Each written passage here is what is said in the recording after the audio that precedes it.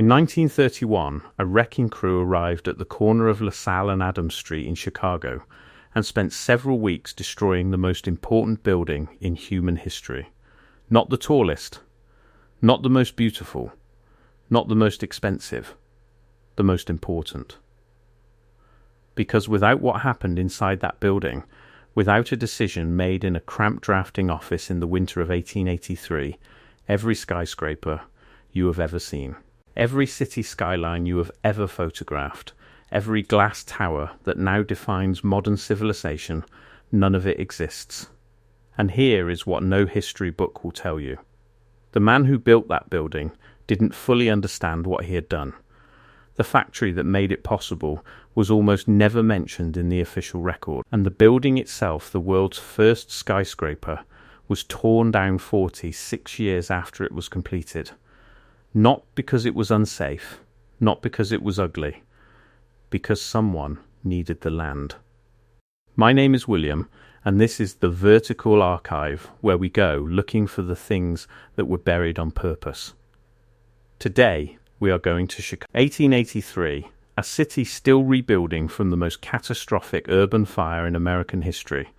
A man sitting at a drafting table with a very strange idea, and a steel mill in Pittsburgh that sent him something in the mail that changed the world, and then quietly disappeared from the story. The city that burned end then reached for the sky to understand what William LeBaron Jenney was trying to build. You first need to understand the city he was building it in. Chicago in 1883 was a city still haunted by fire. 12 years earlier, in October of 1871, a blaze had torn through the heart of the city with a ferocity that eyewitnesses struggled to put into words. In less than 2 days, approximately 17,000 buildings were destroyed. 100,000 people were left without homes. The entire business district, the commercial backbone of one of the fastest growing cities on earth, was reduced to ash and rubble. The official story of how the fire started has changed several times over the decades.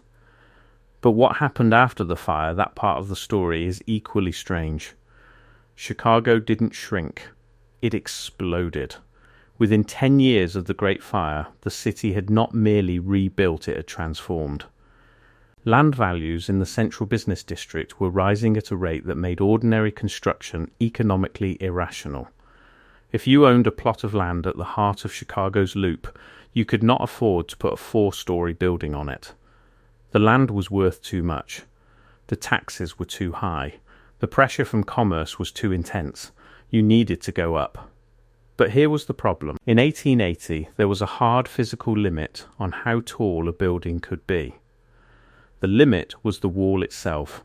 For thousands of years, the way you made a building taller was simple: you made the walls thicker. A 10-story building built with load-bearing masonry walls required walls at the base that were so thick, so heavy, so massive, that they consumed enormous amounts of the very floor space you were trying to create. By the time you reached anything above 8 or 9 stories, your ground floor was largely wall. You were building stone in order to hold up stone. The structure was eating itself. There was another limit, one that nobody talked about, but everyone knew. Elevators existed by the 1880s. Elisha Otis had demonstrated his safety elevator in New York in 1854. But the higher your building, the less practical a purely masonry structure became, not just for structural reasons, but because the sheer weight of the upper floors pressing down on those thick lower walls meant that every additional story brought you closer to catastrophic, irreversible failure. Chicago's architects knew all of this. They were building taller anyway because the market demanded it. And somewhere in that tension between what the city needed and what the laws of physics permitted, a 51-year-old engineer named William LeBaron Jenney was quietly sketching something no one had ever built before. Who was William LeBaron Jenney? His name sounds like it should belong to a French aristocrat. In some ways, it does. His mother's family, the LeBarons, were old New England gentry. But Jenney himself was something rarer in the 1880s, a man who was equally at home in an architectural studio and a battlefield. He was born in 1832 in Fairhaven, Massachusetts. As a young man, he studied engineering and architecture at the École Centrale in Paris, one of the finest technical schools in the world. He arrived back in America just in time for the Civil War. What Jenney did during that war is not widely known, but it is crucial to understanding why he alone was capable of what came next. He served as a military engineer for the Union Army under General William Sherman. That name will be familiar to most of you. Sherman's March to the Sea, the devastating campaign through Georgia that helped break the Confederacy, is one of the most studied military operations in American history. What is less studied is the infrastructure that made it possible. Sherman's army needed to move fast. That meant bridges, dozens of them, across rivers, ravines, and swollen creek beds, often under enemy fire, always against the clock. Jenney designed and built those bridges, metal bridges. Structures that had to bear enormous loads, had to be erected quickly, and had to function reliably in conditions that would destroy lesser engineering.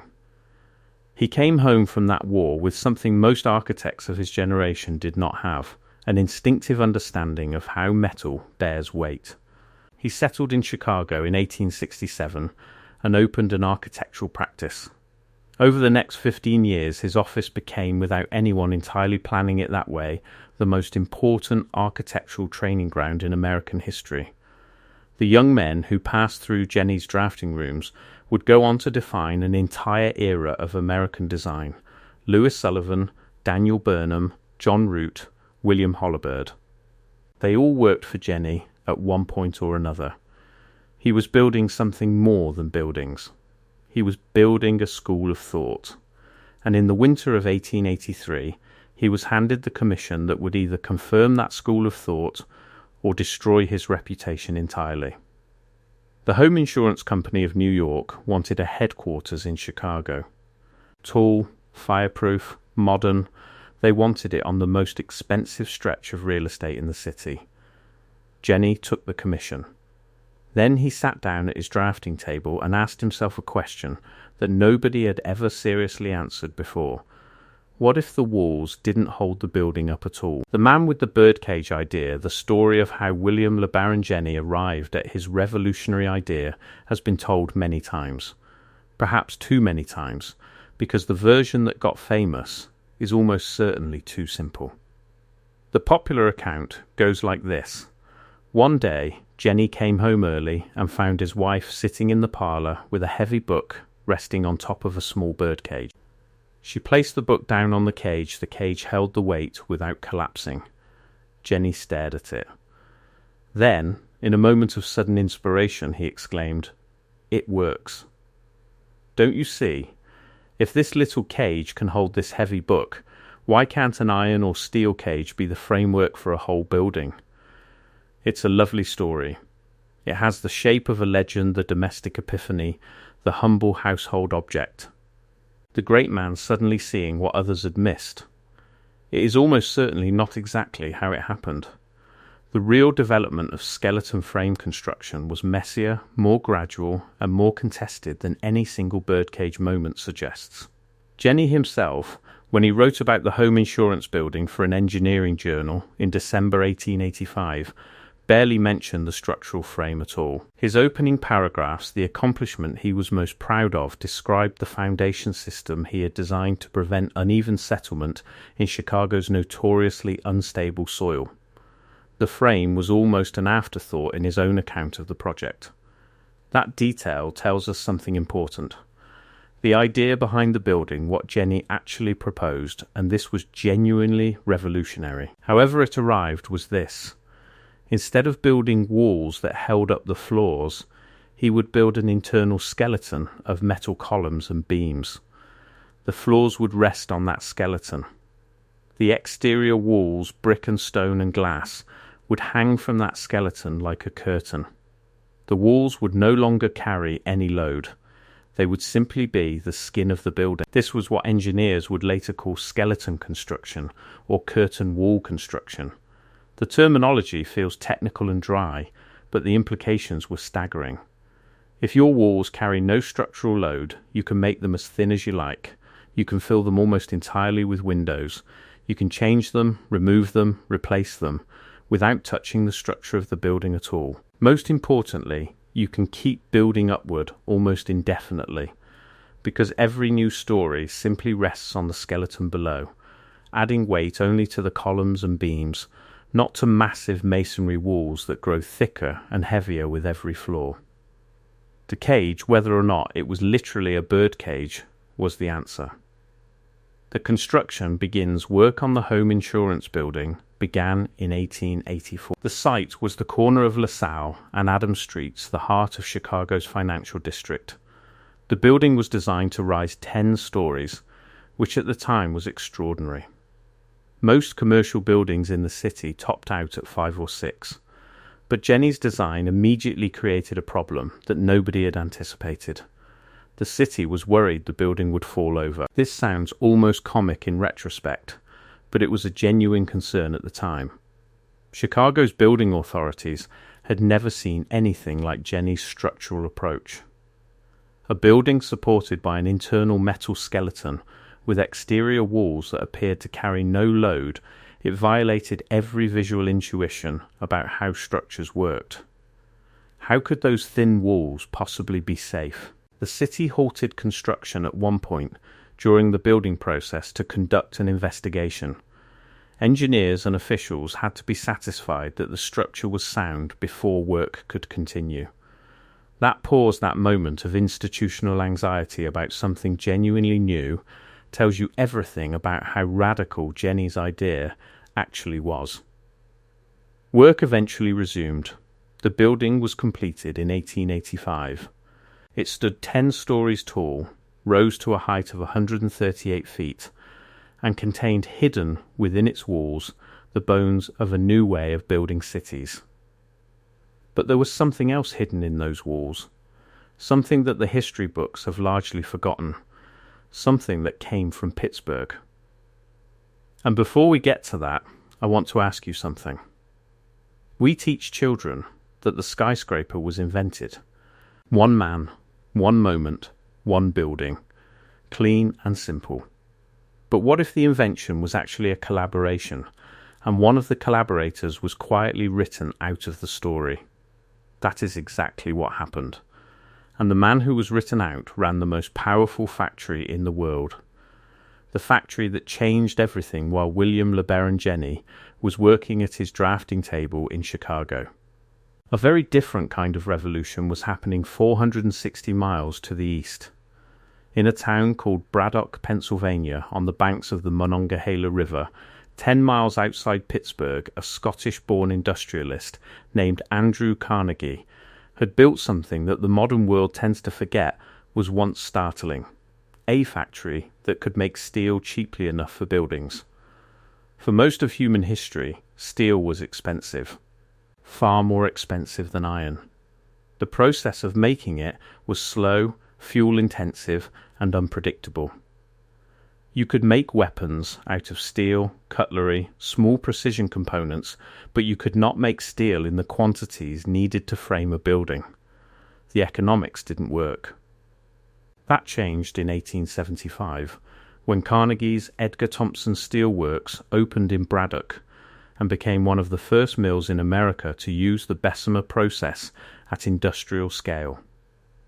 What Henry Bessemer had invented and what Carnegie had immediately understood was a method of converting molten iron into steel in a matter of minutes rather than days. The Bessemer converter, a large pear-shaped vessel that blasted air through molten iron, burned off the impurities that made iron brittle, leaving behind steel that was stronger, more flexible, and dramatically cheaper to produce. Carnegie drove his workers and his machines to their absolute limits. He paid attention to every fraction of a cent in his production costs. He scraped and cut and optimized with an intensity that his contemporaries found exhausting to observe. By the early 1880s, Carnegie's Pittsburgh mills were producing steel at volumes and prices that had been unthinkable a decade earlier. The moment the two stories meet now here is where the two stories Chicago and Pittsburgh, Jenney and Carnegie, intersect in a way that most histories gloss over. Jenney's original design for the home insurance building called for wrought iron beams. Wrought iron was the standard material for structural work at the time. It was well understood, widely available, and considered reliable. During construction, partway through the project, Carnegie's mills made contact. They asked Jenney to substitute steel beams for the wrought iron beams on the upper floors. This was not a small request. Structural steel was new. Building inspectors were nervous about it. The home insurance company itself may not have fully understood the implications. But Carnegie's engineers were confident in what they were producing, and the structural characteristics of steel and wrought iron were similar enough that the substitution was physically reasonable. Jenney agreed. The upper floors of the world's first skyscraper were framed in Carnegie steel beams, the first time structural steel had ever been used at this scale in a building. Andrew Carnegie himself later wrote a letter confirming this. He noted that the I-beams sent to Chicago for the home insurance building were among the very first structural steel products his company had ever manufactured for building construction. Let that sit for a moment. The steel that made the world's first skyscraper possible was the first structural steel Carnegie's company had ever produced for a building. Two firsts, occurring simultaneously, in the same building. And yet, when you look at the historical record of the home insurance building, when you read the architectural histories, when you examine the tributes and the commemorations, Carnegie's mills are almost never the headline. The building gets credited to Jenney. Jenney gets credited for the frame. The frame gets credited for the skyscraper. The factory that made the frame possible gets a footnote, if it gets anything at all. Why was the factory erased? This is not, I want to be clear, a story of deliberate malice. Nobody sat in a room and decided to suppress the Carnegie connection. What happened is something more ordinary and in some ways more troubling than deliberate erasure. Architects, by the nature of their profession, tell stories about buildings in terms of design. Who drew the plans? Who conceived the form? Who signed the drawings? The structural engineers who calculated the loads? The material scientists who developed the steel? The foundry workers who rolled the beams? They inhabit a different category in the historical record. They are process. They are production. They are supply chain. They are not, in the cultural language of architectural history, authors, and so the Carnegie mills the Edgar Thomson works, the Homestead Steel Works. The rolling mills that produced the first structural steel beams ever used in a building slip out of the story. Not because their contribution was minor, but because the language architecture uses to assign credit does not have a category for them. The building was also complicated by another factor. The question of what actually made the home insurance building the first skyscraper was, and to some extent remains genuinely contested. Some architectural historians have argued that the building was not, technically, a true steel skeleton structure at all. The majority of its frame was cast iron and wrought iron. Only some floors used Carnegie's steel beams. The claim that it was the first rested on a specific and somewhat convenient definition of what counted. That controversy which raged in architectural journals in the decades after the building's completion is itself fascinating, because what it reveals is that first is almost never a clean, simple fact. It is a story that gets told after the fact, assembled from the available evidence, shaped by the interests of the people doing the assembling. The people doing the assembling, in this case, were Chicago architects. Chicago architects who had a very strong interest in establishing their city rather than New York, rather than any other city, as the birthplace of the modern skyscraper. And the building that had proved their case, the building at the center of the story they were telling, was still standing, at least for a while. The office that trained the future one of the things about the home insurance building that the official story gets right, even if it compresses the timeline, is this: William LeBaron Jenney's office was a nursery for genius. The young men who sat at drafting tables in his Chicago studio in the late 1870s and 1880s would go on to define American architecture for the next half-century. Louis Sullivan, who would develop the philosophical and aesthetic language of the skyscraper, who coined the phrase form follows function, who became one of the most celebrated architects of the 20th century, worked as a draftsman in Jenney's office. Daniel Burnham, who would later design the 1893 World's Columbian Exposition in Chicago, one of the most influential events in American urban planning, was trained in part in Jenney's environment. William Holabird and Martin Roche, who became one of the most prolific architectural firms in Chicago's early skyscraper era, both spent time in Jenney's orbit. This is not coincidence. Jenney ran his office in a particular way. He was not precious about ideas. He shared them. He explained the engineering. He encouraged his draftsmen to think about structure as well as ornament, about how a building stood up as well as how it looked. He had come from an engineering tradition from the Civil War bridges, from the Parisian technical schools, and he transmitted that tradition to people who would otherwise have been trained purely as stylists. The home insurance building, in this sense, was not just a physical structure. It was a proof of concept that an entire generation of architects then took and applied to everything they built afterward. By 1889, just 4 years after the home insurance building opened, Chicago had 5 steel-frame skyscrapers. New York was only just getting its first. The idea had escaped the building and was running loose in the city, and Jenney, the quiet, methodical, somewhat overlooked man who had started it, watched it happen from his office on Wabash Avenue, continuing to design, continuing to build, training more young architects, never quite receiving the fame his contribution deserved. When he died in 1907, the newspaper obituaries called him the inventor of the skyscraper. By then, the skyscraper had already remade every major city on Earth. He was 74 years old. He died in Los Angeles, far from Chicago, far from the corner of LaSalle and Adams where the building still stood.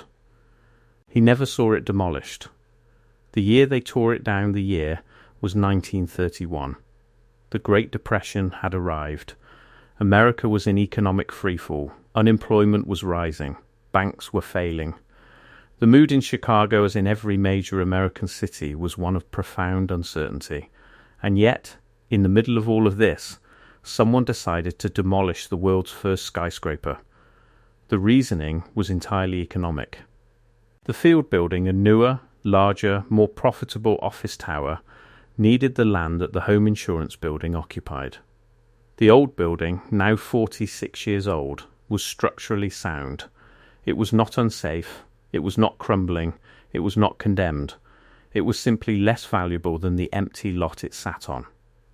The wrecking crews arrived and began their work. What they found inside the walls proved finally, after decades of architectural debate, what had been argued since the building was completed.